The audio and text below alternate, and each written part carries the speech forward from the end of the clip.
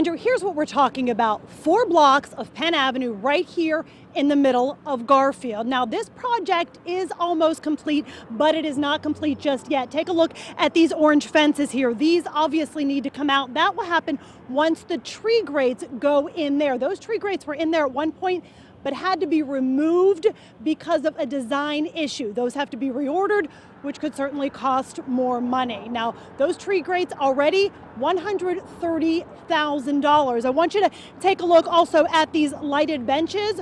$100,000. That's just a few examples. Now, this entire project right now, about $2 million more than the original bid, and it could cost even more.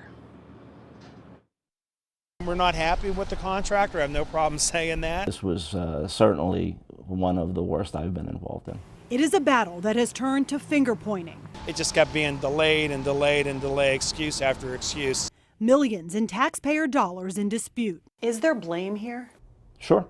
The 4-block Penn Avenue reconstruction project has moved from its bid price of $4.7 million to $6.4 million, nearly $2.5 million more than expected. And counting. The contractor, Matcon Diamond, has filed this lawsuit against the city of Pittsburgh and others, claiming breach of contract and fraud, asking for more money for the added work over and above what they bid on in 2013. Action News Investigates obtained access to that bid and how the millions were to be spent. We found the trash cans and recycling containers along these 4 blocks cost more than $5,000 a piece, which makes the cost close to $70,000. Relocating existing bike racks and adding new bike corrals, $4,200 a piece. Wait to cross Penn at Millvale. Audible pedestrian signals, $29,000. These tree grates with images carved on them, more than $3,000 a piece. And with more than 32 of them, these grates cost more than $130,000.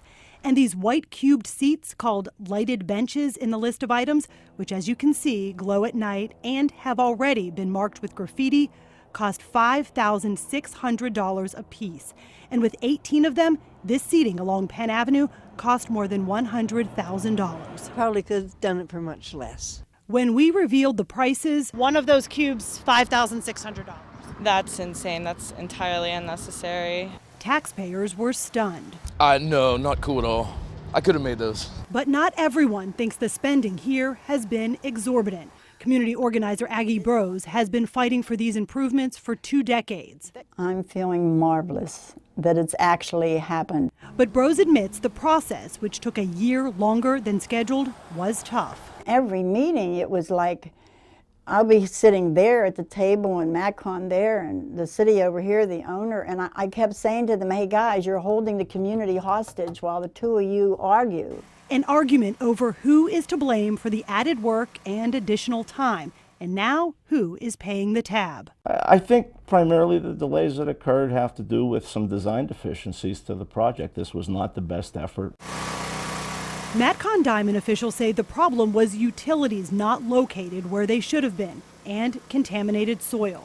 City officials have admitted that, and Action News Investigates has obtained a copy of a letter showing the added costs the city has agreed to hand over. What we've agreed to pay, we pay based on rationale and making sure it's legitimate.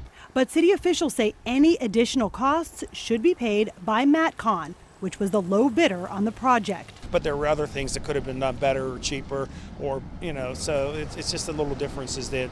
But, Matcon can blame who they want. Matcon's lawsuit blames poor planning and design, but doesn't say how much more money the company is demanding above the $6.4 million. But to Bros, the flashy benches, the design tree grates, and all of the upgrades were worth it. So we're going to do second phase.